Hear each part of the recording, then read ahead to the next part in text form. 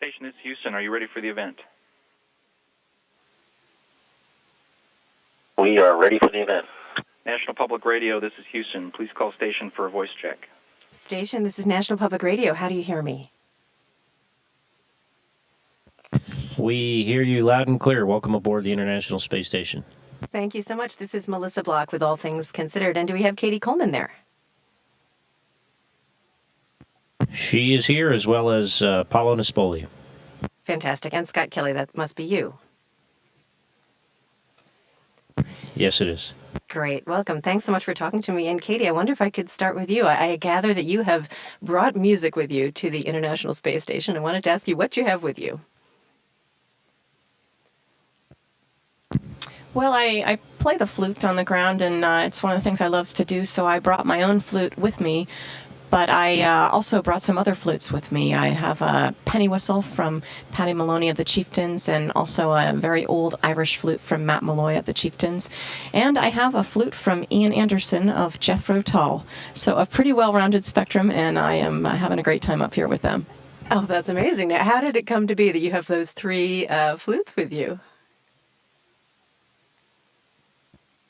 Well, so with mine, it makes 4 total, and we get to bring a certain number of things with us to represent, or we just get a certain amount of space to bring stuff. And, you know, one of the things I think that's important to do is to try to share how amazing it is up here and, you know, relate to different groups of people. And I relate to flute players, and I just wanted them to understand what a cool place it was and how many possibilities there were to play music up here on the space station.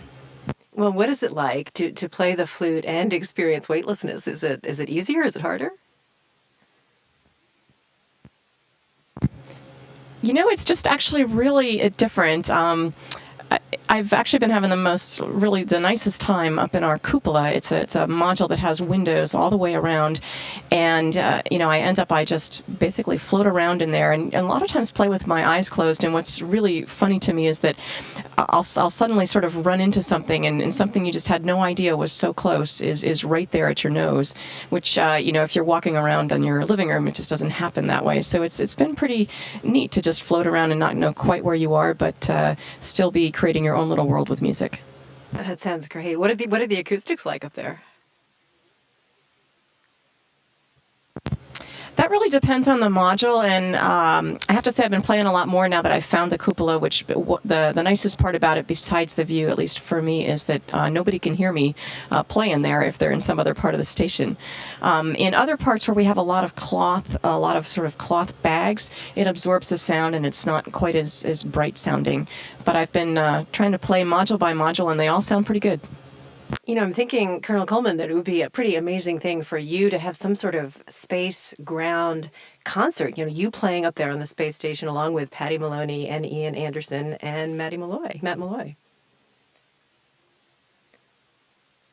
We are trying to work some of those things out, and hopefully we will manage to make them happen. The time delay, there's a technical difficulty in that. I'll tell you, the way I usually play is I play with people. I play with a group, and I'm somebody who sort of listens and then does the noodling in the background, and so I like to follow. And so it's a little bit hard for us to all play something at the same time.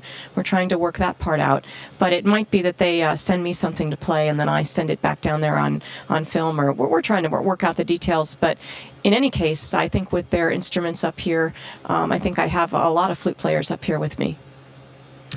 Cady Coleman, you have your fellow crew members there with you, Commander Scott Kelly and Paolo Nespoli from the European Space Agency. And I wonder, Scott and Paolo, what you think of Cady's playing. Is this something that makes your time in space even more pleasant? Well, to be honest with you, she actually, I haven't seen her play very much. You know, the space station's really big, and she's, you know, does it mostly, you know, in her spare time when, you know, at least myself has been in other places. I've heard her a couple of times just now. She was practicing because she has her flute here, and she thought you might ask her, not to put her on the spot or anything, but she was thinking that you might ask her to play. So that's really only the second time I've heard her play. Well, you're missing out, but you will get to hear her in just a second. Let me turn to Commander Scott Kelly there for a second.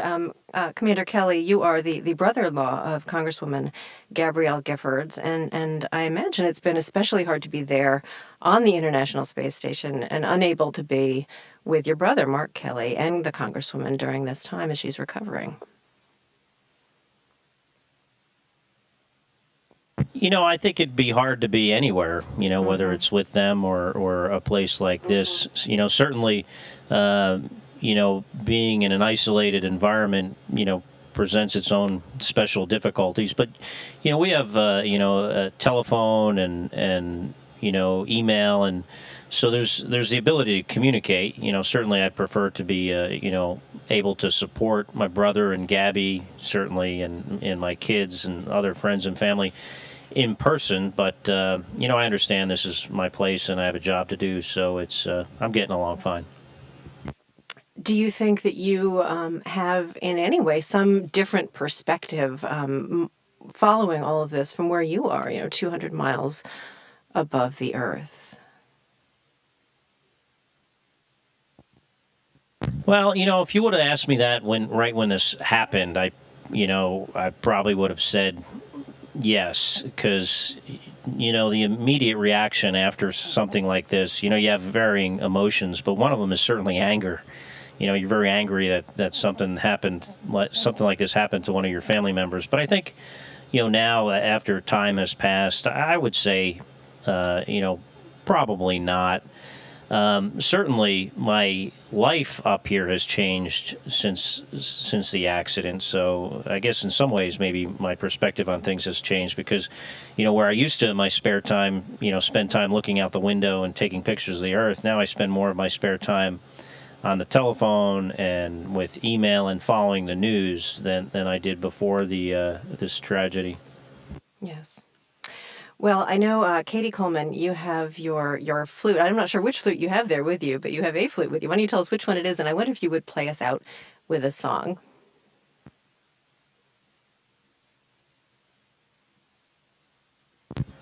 Well, I'm from Massachusetts, and I brought my own flute, which was made by a really neat company in Massachusetts. And the song I was going to play is called Blue Nose. It's by a Canadian guy named Stan Rogers, who writes a lot of the things that I love to play. And it's about, an old sailing ship sailing the oceans, being away from home. And that's the kind of perspective you can't help but have when you're up here looking down at the Earth and you think about the early explorers. And here we are, more recent explorers, but we all have some things in common. And there are jobs that we have to do far from home. So this is for John McBride, who in our International Space Station branch in the astronaut office is the cornerstone of our branch, and it's his favorite song. Great.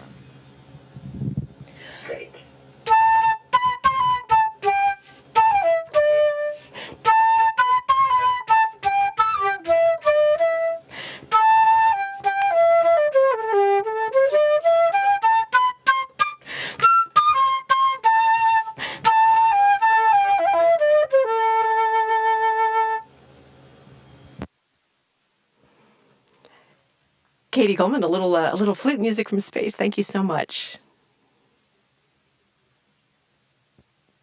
Well, thank you. I'm a big NPR fan, so it's a pleasure to talk to you and to share our space station life with folks. Thanks to everybody there on the International Space Station. Cady Coleman, also Commander Scott Kelly, and astronaut Paolo Nespoli. Excuse me, and astronaut Paolo Nespoli. Thanks to all of you, and best of luck with the rest of your mission. Thanks very much.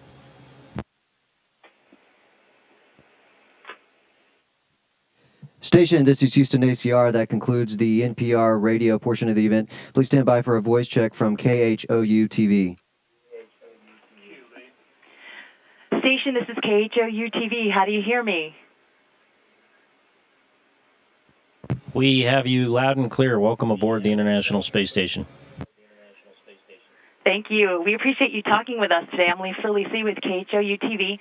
And we were just touching base with you, Scott. I was at the press conference when your brother announced he will be flying the next mission. And just wondering how you weighed in on that decision and what kind of advice you gave him.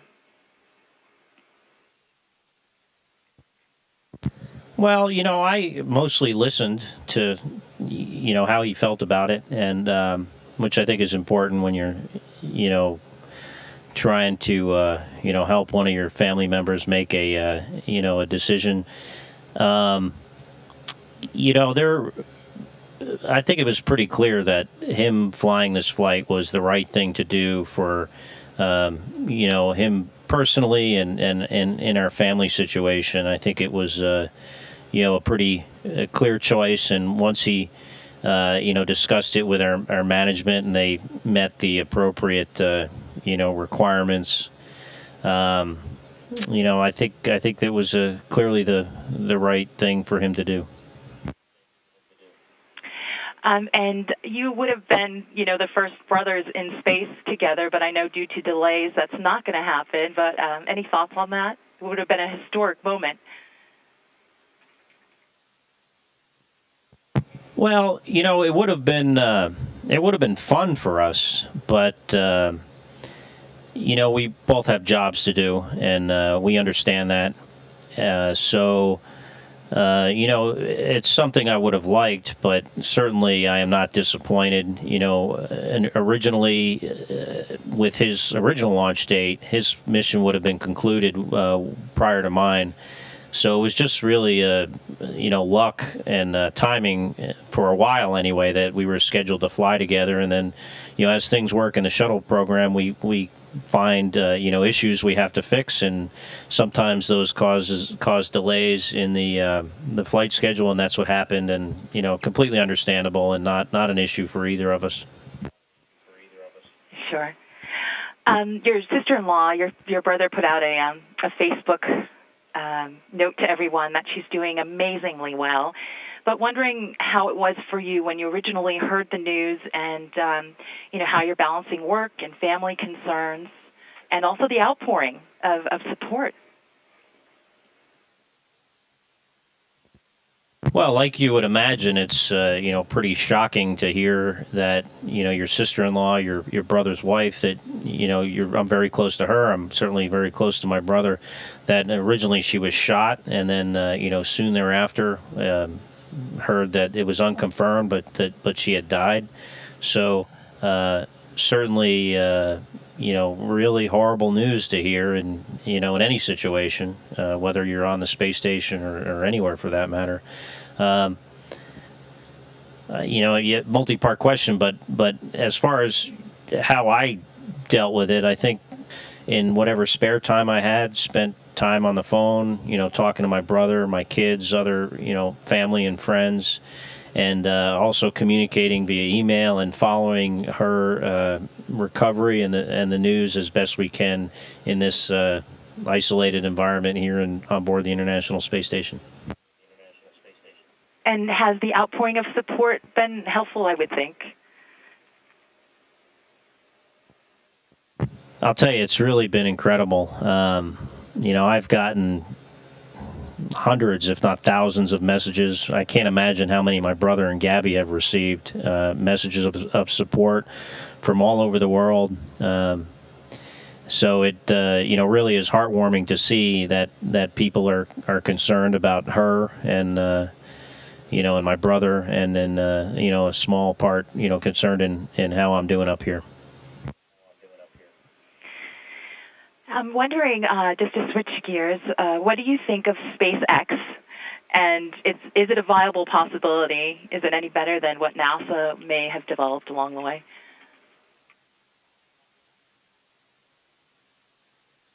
Oh, I think it's great, that they've been able to achieve something that only governments have done, and just a few governments have done previously.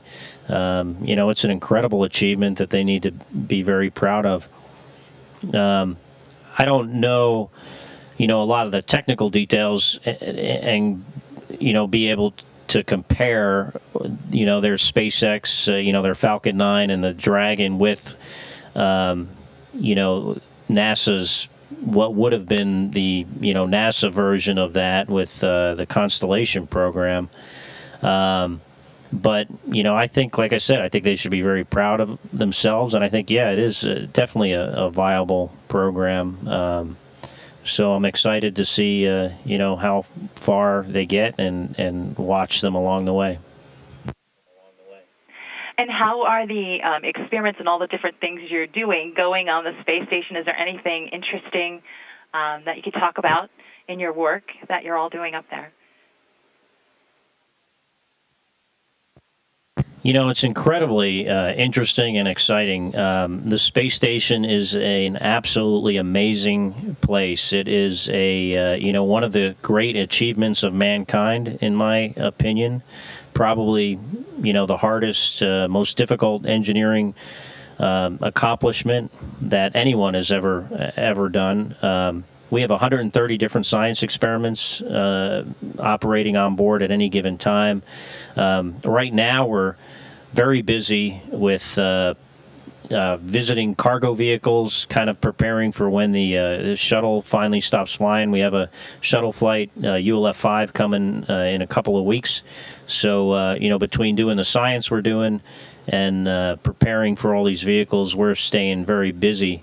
In my opinion, this whole program is one large science experiment. How to keep people alive and systems operating for long periods of time in an isolated environment. So when the time comes, when we decide to go, back to the moon, onto Mars, or other destinations, we have the knowledge and the engineering capability to do that. So it's really a critical program, and I'm very proud to be a part of it.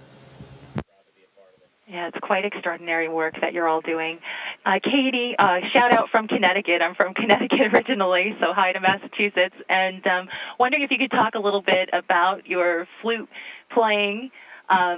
Is that something you do in your downtime? And I don't know if you would do a repeat performance for us as you did for NPR.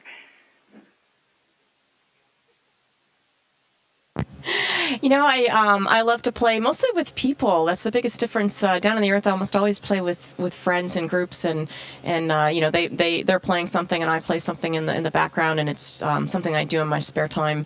I probably won't change day jobs too soon, and so doing it up here alone is a little bit different. But what I've done is brought actually their music with me, and so I play their music in the background and play along, and just I think up here in it's a big place, and yet there's 6 of us that are here all the time, and one of the ways that you get along is just to be able to create your own world and have a place that you can go to, and for me that's by playing music, and so it's been really nice to play up here.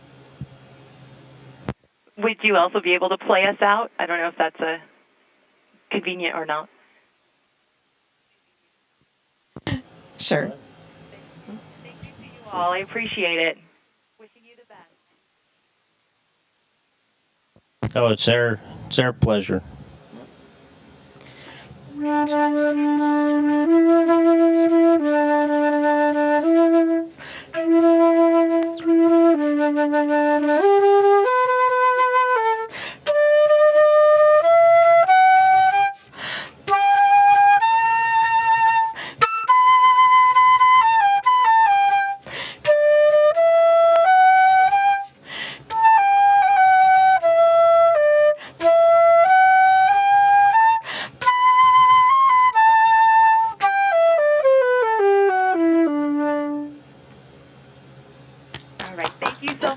Appreciate your time. Yes, applause from here too.